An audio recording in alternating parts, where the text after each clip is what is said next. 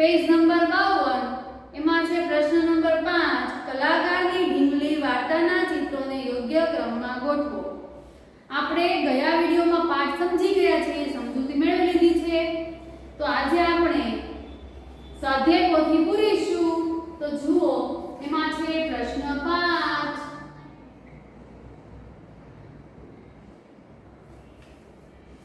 પહેલું ચિત્ર કયું છે? ખબર છે? દિવ્યેશોલી બધી વસ્તુઓમાંથી છીપલામાંથી હાર બનાવો તો ખબર છે પહેલું ચિત્ર કેટલા નંબરનું આવે? તો લખો 2 નંબર। પછી બીજું ચિત્ર એના પપ્પાને જો મદદ કરે છે કુલ્ફી વેચીને, બિસ્કિટ છે ને, તો ત્યાં લખો 1 નંબર। પછી છે રાખડી બાંધે છે રિયા, ત્યાં કયો નંબર આવે? 6। પછી નીચે જુઓ, ઓલા નાકમાં આંસુ છે, દિવ્યેશ નાકમાં, તો કયો નંબર આવે? 4। પછી નીચે દિવ્યેશ બધી વસ્તુઓ વેચે છે, ત્યાં નંબર લખો 3। અને છેલ્લે ઢીંગલી તૂટી ગઈ છે દિવ્યેશની, ત્યાં નંબર 5। હવે છે પ્રશ્ન નંબર 6 કલાકારની ઢીંગલી વાર્તા વાંચો અને નીચેના પ્રશ્નોના જવાબ લખો। વર્કશીટ 3 નંબર 1 દિવ્યેશનું મકાન બનાવવામાં કઈ કઈ સામગ્રી વપરાયેલી છે? તો દિવ્યેશનું મકાન બનાવવામાં કઈ કઈ સામગ્રી વપરાયેલી છે? તો કાણા પડેલા જૂના પતરા, લાકડા, પ્લાસ્ટિકની થેલીઓ, કોથળા અને કાપડ વગેરે સામગ્રી વપરાયેલી છે। લખો જવાબ। દિવ્યેશનું મકાન બનાવવા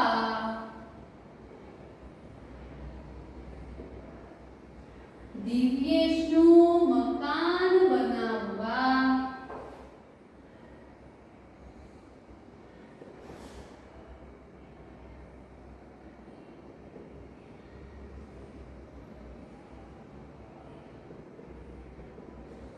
દિવ્યેશનું મકાન બનાવવામાં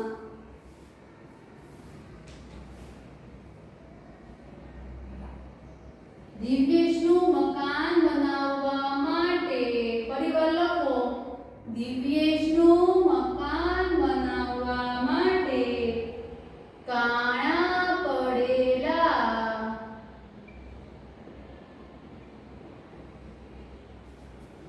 જૂના પતરા,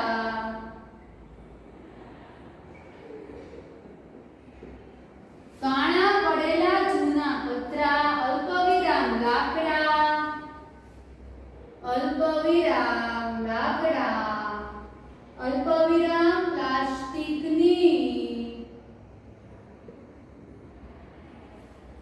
પ્લાસ્ટિકની થેલીઓ,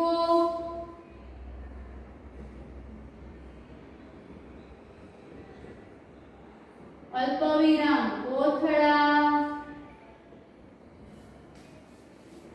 અને કાપડ વગેરે સામગ્રી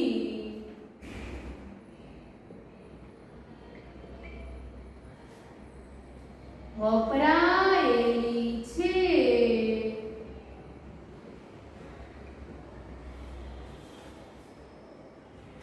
તો દિવ્યેશનું મકાન બનાવવા દિવ્યેશનું મકાન બનાવવા માટે કાણા પડેલા જૂના પતરા, લાકડા, પ્લાસ્ટિકની થેલીઓ, કોથળા અને કાપડ વગેરે સામગ્રી વપરાયેલી છે। પછી છે નંબર 2 દિવ્યેશના મકાન જેવા મકાનમાં રહેવામાં કેવી કેવી મુશ્કેલી પડે છે? તો આપણને આવા ઉપર તો લગભગ કુતરા રૂમમાં આપણે રહેતા હોય ત્યાં વરસાદ પાણી પડે, પછી ઉનાળામાં તડકો હોય તો લૂ આવે, એમ લાઇટના હોવાથી અંધારું પણ પડે છે ને અજવાળામાં જ આપણે જમી લેવું પડે. લખો જવાબ. દિવ્યેશના મકાન જેવા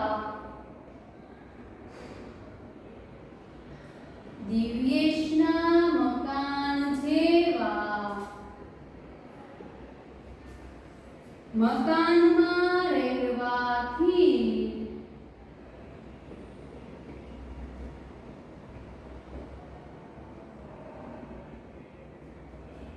વરસાદમાં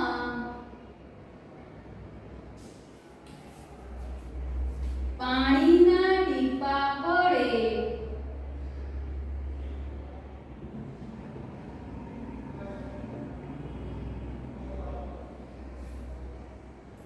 લાઈટ ન હોવાથી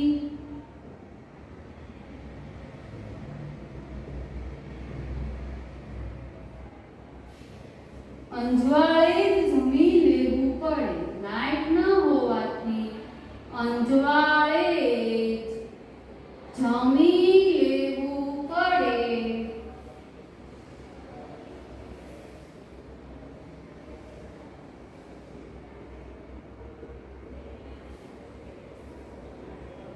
લેશન કરી લેવું પડે. અંજવાળું ન હોય તો લેશન કઈ રીતના કરીએ? એટલે અંજવાળું હોય ત્યારે આપણે લેશન કરી લેવું પડે. તો લખો લેશન કરી લેવું પડે.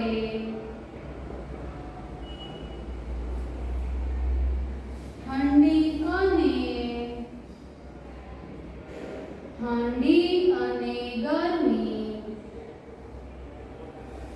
સહન કરવી પડે.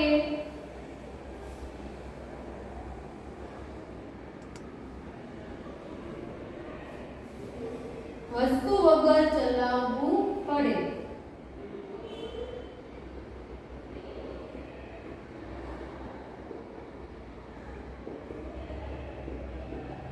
જો વાળો દિવ્યેશના મકાન જેવા મકાનમાં રહેવાથી વરસાદમાં પાણીના ટીપા પડે છે. પછી લાઈટ ન હોવાથી અંજવાળે જમી લેવું પડે, હોમવર્ક કરી લેવું પડે અને ઠંડી અને ગરમી સહન કરવી પડે. તો અમુક વસ્તુ વગર પણ આપણે ચલાવી શકવું પડે છે. પછી છે નંબર 3. 9 વર્ષનો દિવ્યેશ એવા કયા કયા કામ કરે છે જે તમને નથી ગમતા? હવે બાળકો આ પ્રશ્ન તમને લગતો છે એટલે આ પ્રશ્ન તમારે જાતે પૂર્ણ કરવાનો છે. તો હવે દિવ્યેશ તમે એકવાર પાઠ વાંચજો. દિવ્યેશ કયું કયું કામ કરે છે એ તમને ન ગમતું હોય એ તમારે આમાં જવાબ લખવાનો છે.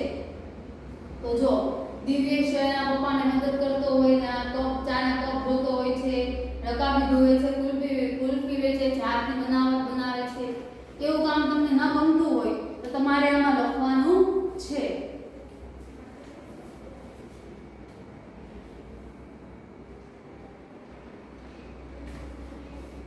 નંબર 4. તમારું મકાન બનાવવામાં કઈ કઈ સામગ્રી વપરાયેલી છે?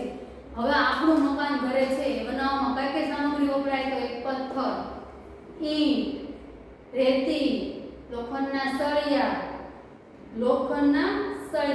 લાકડું, માર્બલ, ચિનાઈ માટી, ટાઇલ્સ, આ બધી જ વસ્તુ બધાયના ઘરે વપરાયેલી હોય જ છે. તો તમારું મકાન બનાવવામાં જે જે વસ્તુ વપરાયેલી છે એ તમારે આમાં લખવાનું છે. હવે છે નંબર 5. દિવ્યેશના પપ્પા તેના વખાણ કેવી રીતે કરતા હશે?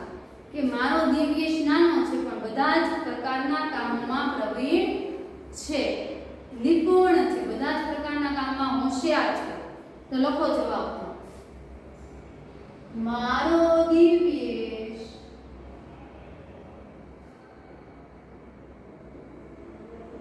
નાનો છે પણ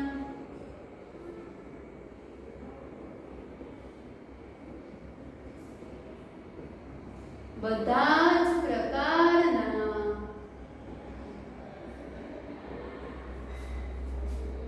કામોમાં પ્રવીણ છે એટલે હોશિયાર. પછી છે નંબર 6, તમારા ઘરમાં સૌપ્રથમ કયા નામથી તમને બોલાવે છે? તમારા ભાઈ બહેન તમને જે નામથી બોલાવતા હોય એ તમારે આમાં લખવાનું છે. એટલે આ પ્રશ્ન પણ તમારે જાતે કરવાનો છે. આમાં મને ખબર તો છે ને કે તમારા ઘરે તમને કયા નામથી બોલાવે છે બોલાવવાનું. એટલે આ નંબર 6 તમારે જાતે કરવાનો છે. હવે છે નીચે આપેલા ફકરામાંથી મયંક અને નીલમને બે વાક્ય ગમ્યા. તમને કયા વાક્ય ગમ્યા તે લખો. હવે જો હું વાંચું છું. કુલ્ફી વેચતા તેના મનમાં કુલ્ફી ખાવાની તીવ્ર ઈચ્છા થાય છે. તેનું પેટ ક્યારેક ભૂખથી બૂમો પાડતું હોય છતાં કુલ્ફીને મોં સુધી લઈ ન જવા જેટલો સંયમ તેણે કેળવી લીધો. મયંક સંયમ કેળવી લીધો. નીલમ પેટ ક્યારેક ભૂખથી બૂમો પાડતું હોય. હવે આમાં તમને ફકરામાંથી તમને જે વાક્ય ગમ્યું હોય એ તમારે નીચે પૂર્ણ કરવાનું છે. આ ફકરો એટલે આ પણ તમારે જાતે કરવાનું છે. હવે છે નીચેનું જો દિવ્યેશ તમારા વર્ગમાં ભણતો તો તે તમારા માટે કેવી રાખડી બનાવે?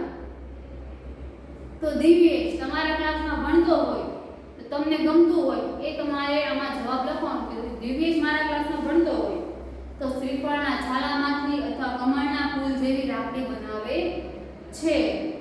શ્રીફળનું છાલું હોય એમાંથી કમળના ફૂલ જેવી રાખડી બનાવે છે. આવી રીતના તમને જે ગમતું હોય એ તમારે આ પ્રશ્નનો જવાબ પૂર્ણ કરવાનો છે.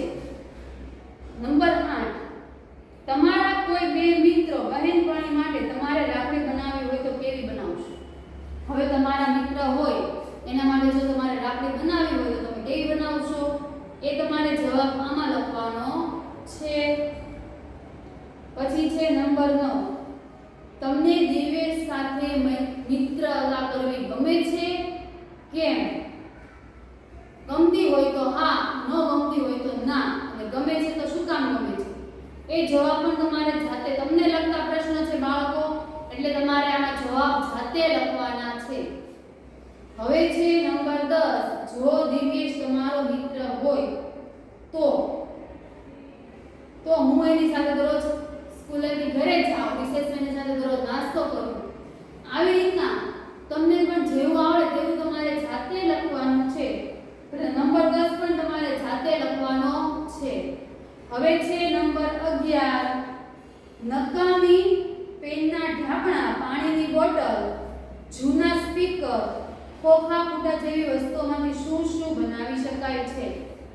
તો પેનમાંથી પારણું એટલે ઘોડિયું, પછી ખાટલામાંથી ટેબલ વગેરે બનાવી શકાય છે. ખોખામાંથી, પૂઠામાંથી પંખીના માળા, પાણીની બોટલ, પક્ષીઓની ચણ માટેનું સ્ટેન્ડ બનાવી શકાય છે. તો લખો. નંબર 11, તમારે 6 થી 10 પ્રશ્ન જાતે પૂર્ણ કરવાના છે. ન આવડે તો તમારા ઘરે ભાઈ બહેન છે અથવા વાલીની મદદ તમે લઈ શકો છો. લખો. નકામી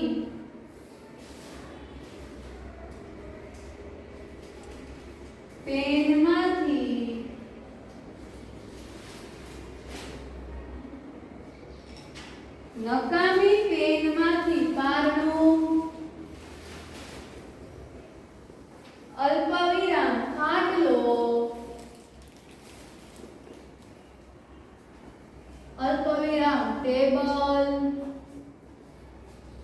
વગેરે. જુઓ, નકામી પેનમાંથી પારણું, ટેબલ, ખાટલો વગેરે. પછી પૂઠામાંથી શું બનાવી શકાય છે? તો પૂઠામાંથી પંખીના માળા. ખબર છે પૂઠામાંથી પંખીના માળા બનાવેલા તૈયાર મળે છે? ઘણાના ઘરે હશે. પૂઠામાંથી પંખીના માળા અને પાણીની બોટલમાંથી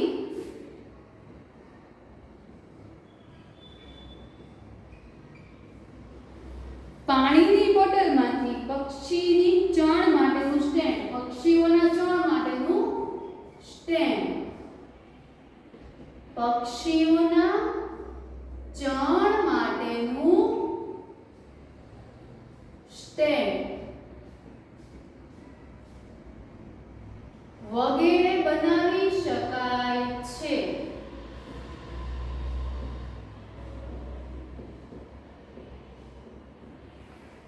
હવે જુઓ બાળકો, આમાં તમને બીજું પણ કંઈ આવડતું તો ઉમેરી શકો છો કે નકામી પેનમાંથી પારણું, ખાટલો અને ટેબલ, પુઠ્ઠામાંથી પંખીના માળા, પાણીની બોટલમાંથી પક્ષીઓના ચણ માટેનું સ્ટેન્ડ, પાણીની બોટલમાંથી પક્ષીઓના ચણ માટેનું સ્ટેન્ડ બનાવી શકાય છે.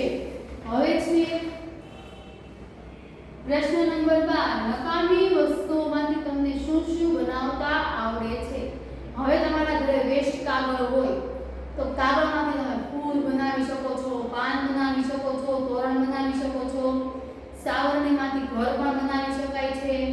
પછી બાકસના બોક્સમાંથી આપણે કોફામાંથી ઘર, કોથળાના દોરામાંથી ફૂલદાનીનું સ્ટેન્ડ, એમ તમારા ઘરે જે નકામી વસ્તુ એમાં તમને જે આવડતું હોય એ તમારે આમાં જવાબ પૂર્ણ કરવાનો છે. હવે છે નંબર 13 કે દિવ્યેશ પાઠ વાંચતી વખતે તમારી શાળા, ફળિયા, ગામ, સગા સંબંધીમાંથી તમને કોણ યાદ આવતું? તેમાં દિવ્યેશની શી સમાનતા છે? તો દિવ્યેશના પાઠ વાંચતી વખતે મારી શાળામાં ભણતી જૂની યાદ આવે. હવે તમારે તમને આમાં જે તમને યાદ આવતા હોય, તમારા ઘરના સગા સંબંધી, એ તો મને કાંઈ ખબર નથી, પણ તમને એમાંથી તમને જે કંઈ પણ યાદ આવતું હોય એ તમારે લખવાનું છે. તો તેના માતા પિતા મજૂરીએ જાય છે, ઘરની સફાઈ કરે છે, પાણી ભરે છે, રસોઈ બનાવે છે, કામ કરે છે, આ બધું મને યાદ આવે છે. આવી રીતના તમારે જવાબ લખવાનો છે. તો દિવ્યેશના પાઠમાંથી વાંચતી વખતે મારા ક્લાસમાં જૂની ભણતી તે મને યાદ આવે છે.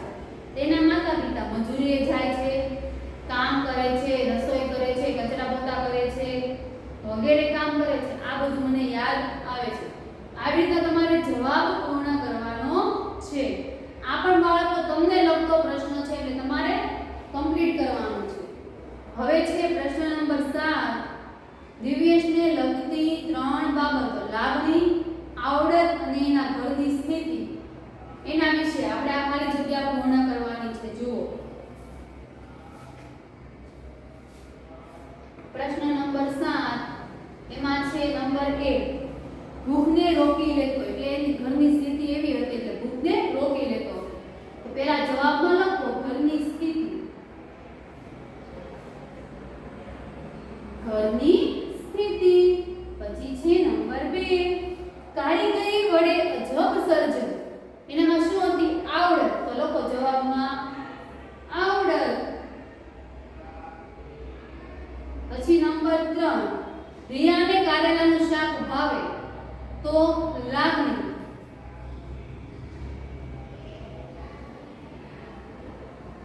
પછી નંબર 4, રંગોના છાંટણાથી સજાવવું, એટલે એનામાં શું હતી? આવડત. નંબર 5, ઢીંગલીની યાદ અને લાગણી, એટલી બધી લાગણી હતી તો ઢીંગલીની યાદ આવે છે. પછી નંબર 6, આંખમાં આંસુ ઘસી આવવા, લાગણી હતી એની પાસે એટલી બધી ઢીંગલી પ્રત્યે એટલે આંખમાં આંસુ આવ્યા, એટલે લખો લાગણી. પછી છે નંબર 7, તમારા માટે મારા ચિત્રકાર, તો શું આવે? લાગણી લખો.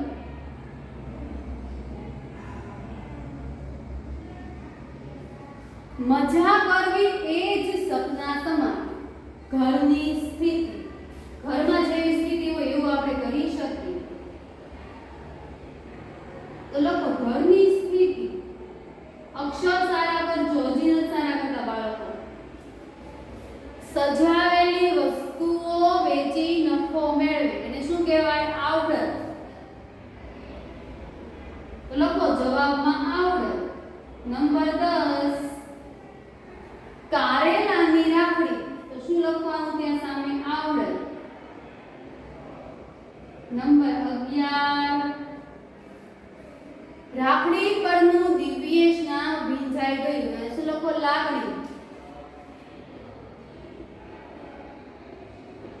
પછી છે નંબર 12 ગવર્નમેન્ટ સ્કૂલમાં અભ્યાસ કરે એને શું કહેવાય?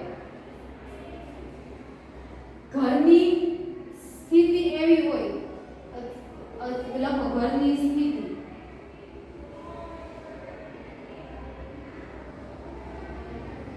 જેવી ઘરની સ્થિતિ હોય એ પ્રમાણે તમે સ્કૂલમાં અભ્યાસ કરી શકો છો. તમે જો તમારામાં આવડત તો ગમે એવી સ્કૂલ હોય તમારામાં આવડત હોય તો તમે પણ નંબર લાવી શકો છો. સ્કૂલનું નથી મહત્વ, તમારામાં તમે કેટલું કેચઅપ કરી શકો છો ને એનું મહત્વ છે. પછી છે પ્રશ્ન નંબર 8 નજીકના અર્થવાળા વાક્ય સામે ખરું કરો. તો ગરીબ દિવ્યેશ ગરીબ મા બાપનું હવે એકમાત્ર સંતાન. તો દિવ્યેશનું બહેનનું મૃત્યુ થયું હતું ત્યાં તમારે ખરું કરવાનું છે. પેટ ભૂખથી બૂમો પાડતું હોય છતાં કુલ્ફીને મોં સુધી લઈ ના જવા જેટલો સંયમ તેણે કેળવી લીધો. તો ગરીબીને કારણે દિવ્યેશે પોતાની ઈચ્છાઓ પર કાબુ મેળવી લીધો. ઘરમાં વધુ પૈસા આપી શકાય તેથી દિવ્યેશે કુલ્ફી ખાવાની ઈચ્છા મારી નાખી. બેમાંથી કયો આવે બાળકો? તો નંબર 1 ગરીબી વાળું છે ને ત્યાં ખરું કરો. પછી છે નંબર 3 દિવ્યેશ ઘણી હોશથી પોતાની કલાકારીગરીથી અજબ સર્જન કરતો. એમાં જુઓ દિવ્યેશ ઘણા ઉમંગથી નવા ચિત્રો દોરતો એ વાક્ય સાચું આવે છે. ત્યાં તમારે ખરાની નિશાની કરવાની છે. પછી છે નંબર 4 રક્ષાબંધનના દિવસે શાળામાં મેળો જામ્યો હતો. તો રક્ષાબંધનના દિવસે શાળામાં ખૂબ ભીડ થઈ હતી એ જવાબ ન આવ્યો. રક્ષાબંધનના દિવસે શાળામાં મોટી સંખ્યામાં બાળકો આવીને આનંદ કરતા. ત્રીજું છે ત્યાં ખરું કરો.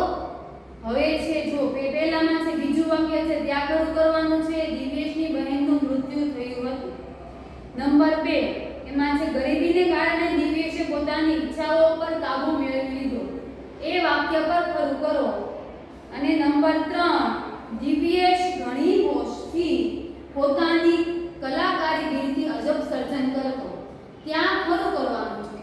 નંબર 4 રક્ષાબંધનના દિવસે શાળામાં મેળો જામ્યો. નંબર 3 પર ખરું કરો. હવે છે પ્રશ્ન નંબર 9 નીચેનો ફકરો વાંચો અને સુંદર અક્ષરે લખો. ખભો અને હાથ બંને તેમ બને ઉપર નીચે વીંટતા હોય તેમ લચ્છીની જેમ દોરો લપેટ્યો. ત્યારબાદ બંને હાથ બહારની તરફ રહે તેમ અંદર દોરો.